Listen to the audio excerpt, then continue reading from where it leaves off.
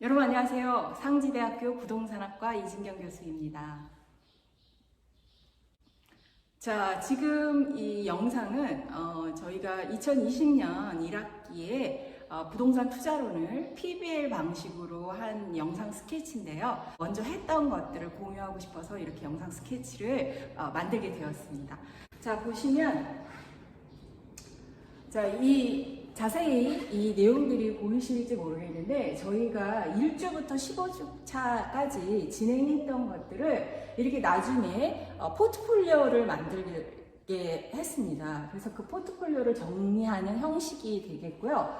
자, 각 주차마다 이게 PBL 수업이고 그 투자라는 부동산 투자라는 거에 있어서 저희가 프로블럼, 다시 말하면 어떤 이슈, 테마를 중심으로 해서 어떻게 학습하는지를 설계한 과목이거든요.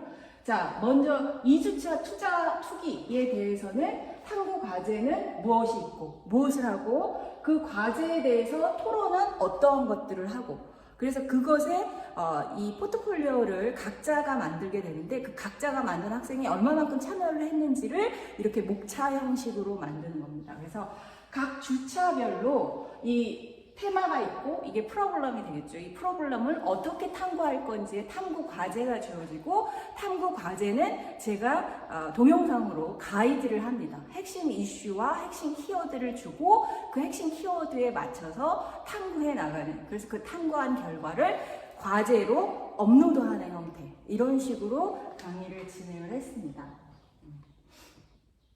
자, 이제 9주차, 10주차도 다 마찬가지죠. 그래서 각각의 이런 그 주제, 이슈, 프로블럼에 대해서 우리가 탐구해야 되는 것들은 뭐 2개가 될 수도 있고 3개가 될 수도 있습니다.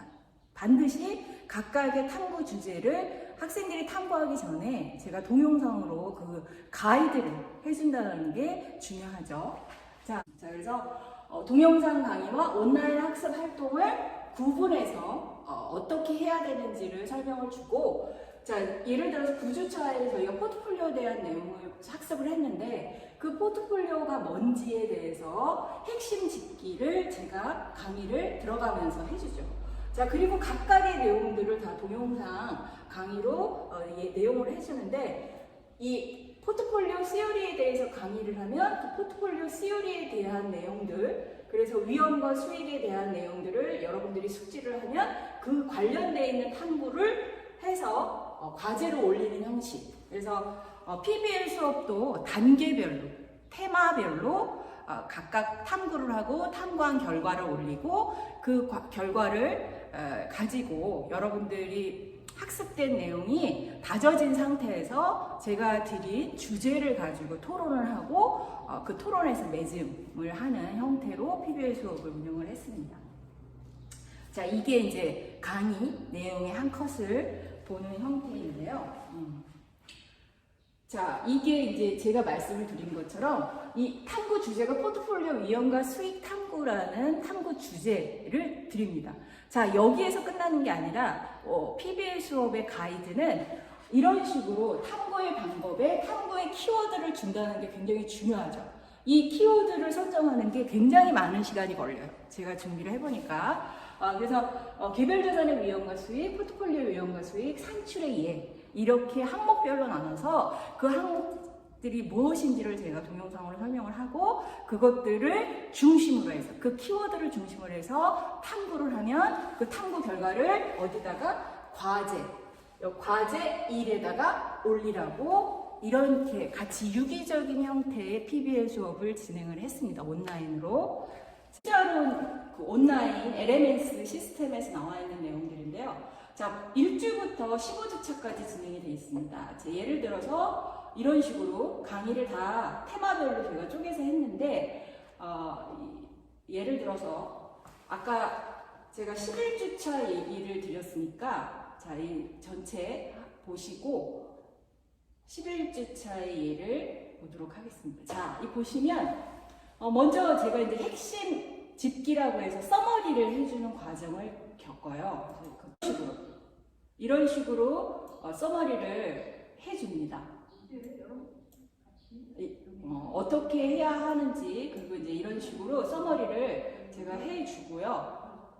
그래서 강의 전체를 간략하게 중요한 사항만 알고 짚고 넘어가는 형태의 서머리, 핵심 짚기라는 용어를 다 동일합니다. 자, 그리고 이제 11주차의 구체적인 내용으로 주거용 부동산 투자, 주택가격의 버블의 존재, 주택가격 버블의 부존재, 그 다음에 주택가격 정책, 이렇게 4가지 테마로 나눴고, 그 4가지 테마에서 주택가격의 존재라는 테마로 과제를 이제 탐구를 하고, 그 탐구한 결과를 과제로 올리는 형태.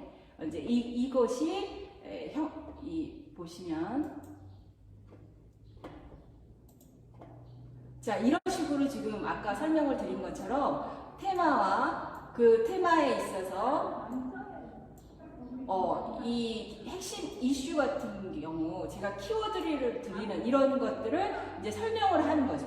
자, 이런 식으로 해서 학생들이 탐구를 할 수 있도록 가이드를 해주고, 가이드한 결과를 이렇게 과제로 올리는 형태로 수업을 했습니다. 그래서 이렇게 한 쌍씩 주택 버블의 존재와 그거의 탐구 결과를 과제로 단계별로 이렇게 이슈에 대해서 탐구하는 과정들을 해줬고, 각각의 과제를 제출을 하면 그 과제에 대해서 제가 피드백을 또 해줍니다. 자, 이렇게 보시면 자, 이렇게 쭉 있잖아요. 그래서 여기 보시면 피드백의 내용에 이런 식으로 제가 피드백 내용들을 학생들한테 해줍니다. 자, 그렇게 해서 학생들이 상호작용으로 그 내용을 숙지하고 탐구하는 그런 내용들로 이 강의를 구성했고, 마지막에 이렇게 탐구한 결과의 지식을 바탕으로 해서 이렇게 토론을 하게 되는, 이런 식으로 쭉 토론을 하는 절차를 거치고 그 주차의 내용을 마무리하는 시간을 가졌습니다. 자, 그래서 많은 선생님들이 궁금해하는 게 이렇게 PBL 수업을 중간고사나 기말고사에서는 어떻게 합니까? PBL 수업은 탐구 수업이기 때문에 저는 에세이 형식으로 수업을 진행을 했는데요. 시험을 진행을 했는데, 자, 이게 보시면 이게 이제 중간고사 같은 경우에요. 그래서 중간고사에 시험 주제를 주고 키워드, 반드시 들어가야 되는 키워드를 주고 그 에세이 구성 틀을 이렇게 줍니다. 정의, 핵심 요소, 전략. 그래서 이 키워드를 어떻게 분포를 시키는지의 작성 예를 보여주죠. 그래서 학생들한테 준수사항도 이렇게 4가지 사항들을 주고 학생들이 작성을 하도록 합니다. 이거는 중간고사이다 보니까 온라인이라도 시간은 한 3시간 정도 학생들한테 주어진 결과입니다. 자, 이렇게 문제를 주면 학생들이 결과를 어떤 식으로 했는지 한번 보도록 하겠습니다.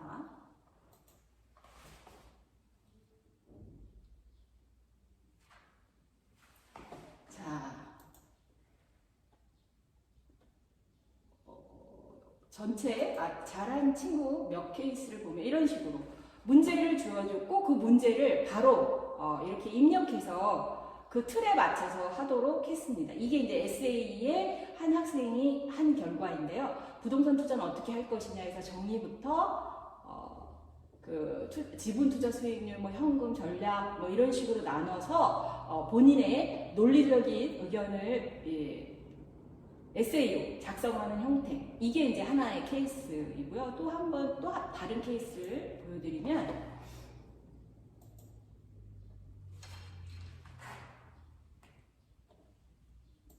이 친구도 만점을 맞은 케이스인데요. 똑같이 문제를 주죠. 그것에 대해서 이런 식으로 투자의 정의는 무엇이고 핵심 요소는 어떤 것이 있다. 그래서 부동산 투자 프로세스, 시장 분석, 재무 분석, 그리고 마지막으로 전략까지. 그래서 제가 주어졌던 이 키워드를 다 이 내용 안에 녹여내는 그런 에세이 방식으로 중간고사를 했습니다. 자, 기말고사도 마찬가지인데요. 자, 기말고사도 형식은 같습니다. PBL 수업이다 보니까 에세이 방식이 가장 적절한 방식이라고 생각을 해서 기말고사도 마찬가지로 이렇게 주어졌습니다. 자, 보시면 기말고사의 경우에도 몇 개의 케이스를 보여드리겠는데요.